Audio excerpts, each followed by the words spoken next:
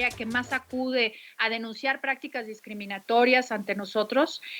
Históricamente, desde el 2015, hemos atendido más de 1,000 personas por prácticas discriminatorias por su discapacidad, en conjunto con la violación a algún otro derecho, principalmente al trabajo y a la educación.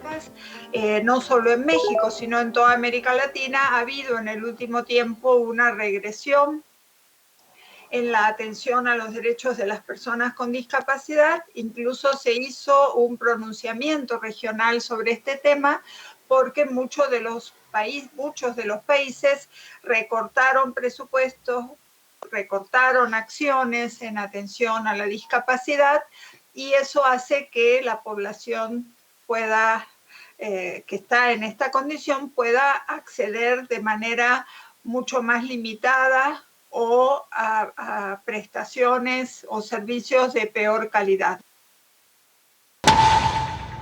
Continuamos en Código 7, qué bueno que nos sintoniza, que nos da esta oportunidad de charlar con ustedes del otro lado de la pantalla, y son tantas las historias que nos han compartido, el tiempo de verdad que se nos va, vamos ya un poquito más de la mitad de lo de que es el programa, pero sí es muy importante que, yo lo reitero, tenemos aquí personas que son ejemplos a seguir, personas que sobresalen, personas que se vuelven toda una inspiración y también una lucha, que igual no lo han hecho, quizá en muchos casos lo han hecho solos, pero también cómo ayuda a la familia. Yo creo que muchos podríamos decir que nuestra familia ha permitido que avancemos, que han estado forjando nuestro futuro, y hay otros casos en donde por cuenta propia van construyendo. Entonces continúo ahora con Monse.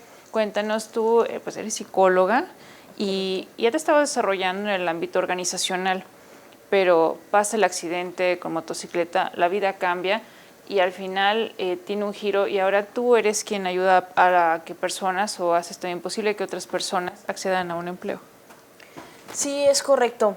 Yo estaba en una empresa automotriz como directora de desarrollo organizacional, y al momento que ocurre el accidente, cuenta la leyenda, yo no estaba ahí, yo estaba hospitalizada, que lo primero que dijo mi jefe fue: ¿cuánto me va a costar? Y pues bueno, estuve un año en cama, posteriormente pues estuve un año en silla de ruedas, y así hasta que se cumplieron aproximadamente 3 años. Y en este tiempo pues yo ya quería regresar a trabajar, porque yo estaba con una pensión de 1,300 pesos al mes, porque yo no estaba enterada tampoco que estaba cotizando con el mínimo. Entonces, ¿yo qué hacía con esos 1,300 para mantener a mi madre? Yo soy hija única también, pagar renta, etcétera. Entonces las cosas se complicaron. Yo intenté regresar, múltiples veces me dijeron pues que no, y ya finalmente el último intento fue muy claro. Yo trabajaba en un segundo piso donde había una escalera de caracol, y me dijeron: es que no puedes trabajar ahí porque pues ¿cómo vas a subir las escaleras? Yo dije: sin problema, o sea, yo puedo hacer cualquier actividad aquí en el primer piso y sin tema. Y me dijeron definitivamente que no, porque también tenía que viajar, o sea, pretextos para que yo no regresara fueron muchos. Me puse a buscar empleo ya sea en el periódico, redes sociales, de todas las maneras habidas y por haber, y los empleos que yo me encontraba era que decían para personas con discapacidad, que no se discriminaba por ese tema o por condición de religión o por alguna orientación sexual y tal, pero realmente no había una sola vacante para personas con discapacidad. Así finalmente, ya después de un buen proceso, justo incluso en el programa que lidera mi compañera Berenice, en el programa Poderosa, me permitió llegar a la asociación en la que estoy el día de hoy, donde me dieron la oportunidad, y siempre lo comento en todos los espacios que tengo la oportunidad como esta, que de ser una persona que yo no tenía empleo, y se los vuelvo a decir, yo creo que yo no estaría aquí viva, honestamente, si yo no hubiera tenido la oportunidad de tener un trabajo. Seguramente mi madre, con mayor razón, que también tiene muchas dificultades de salud, tal vez no estaría en las mejores condiciones si no me hubieran dado esa oportunidad de tener un trabajo. Y a partir de esa oportunidad de trabajo, de ser una persona con tantas necesidades y que buscaba uno, ahora yo tengo la oportunidad de favorecer y de dar oportunidades a otras personas para que accedan a este empleo. Hay muchísimas Monses, muchísimas Alejandras, Gabrielas, etcétera, que están allá esperando una chamba. y que están viviendo lo mismo que su servidora o muchísimo más. Ya nos hablaba la maestra Berenice de las interseccionalidades. Hay mujeres en las comunidades, en la Huasteca Potosina, que ni siquiera saben que podrían acceder a un empleo.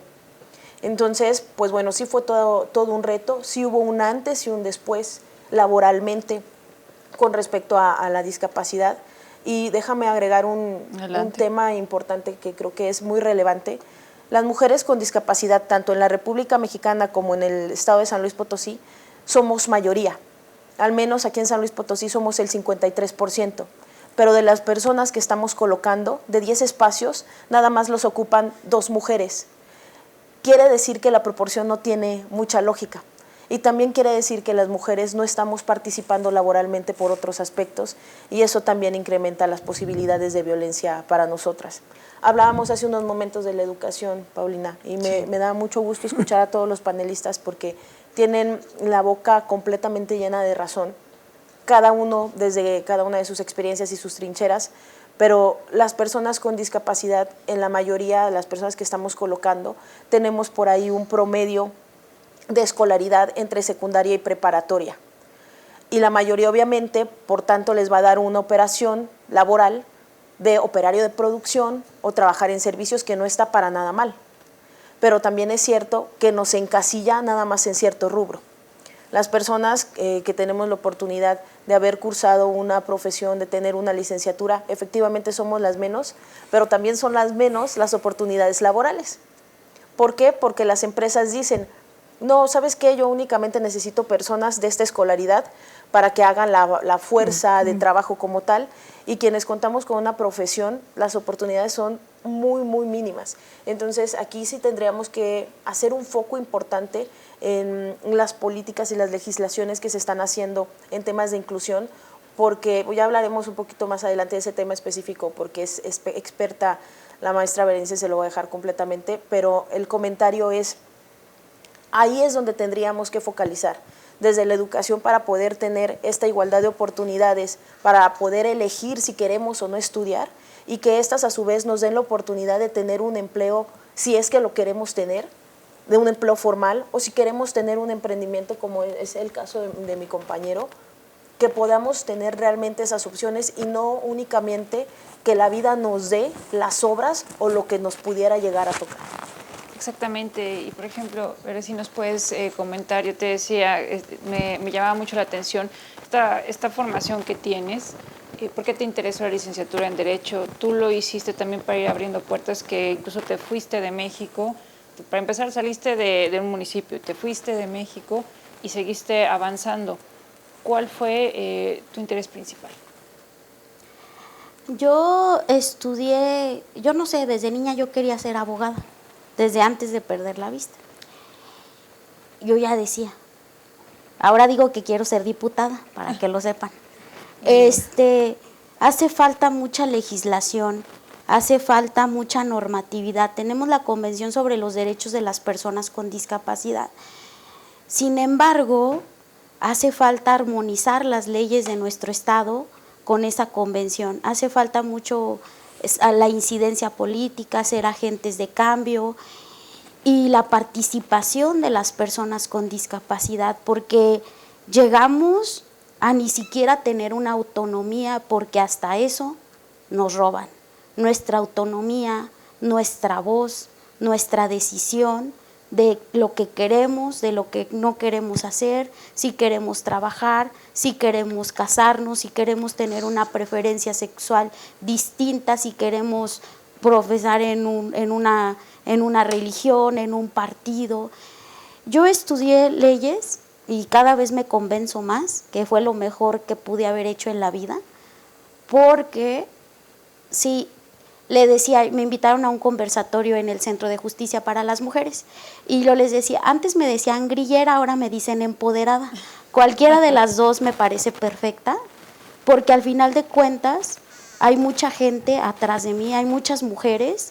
En mi caso, yo estoy ahorita trabajando mucho por las mujeres con discapacidad del Estado, también pues de los hombres obviamente, y tenemos que abrir esas puertas.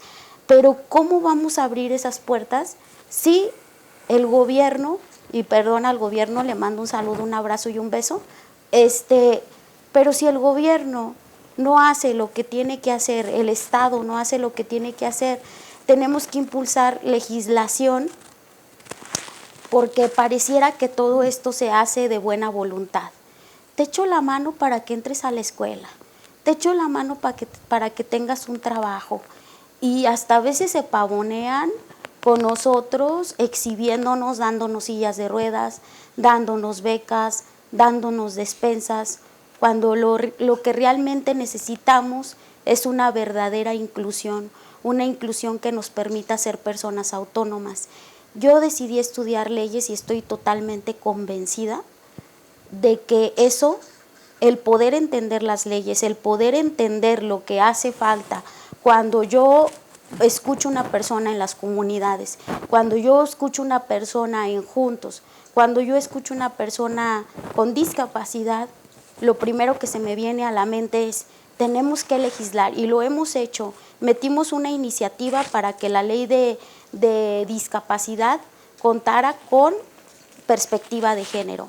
Estamos participando a nivel nacional para que se apruebe la ley de porcentaje, ya pasó a la Cámara de Senados. Acabo de estar en México en las mesas de debate luchando para que se garantice el porcentaje de cuotas en las empresas y en el Estado. Y es una lucha, no es fácil. No es lo mismo nada más ir a gritonear y decir, yo tengo derechos, a hablar con un conocimiento de causa. Sí me fui a Argentina, no me dejaban ir, me largué sola y dije, esta es mi oportunidad. Y conocí mucha legislación argentina. A pesar de ser países latinoamericanos, yo quiero decirles que no es posible, que sí es posible más bien, allá están más avanzados en las legislaciones y en el garantizar estos derechos. Entonces, pues es lo que a mí me mantiene.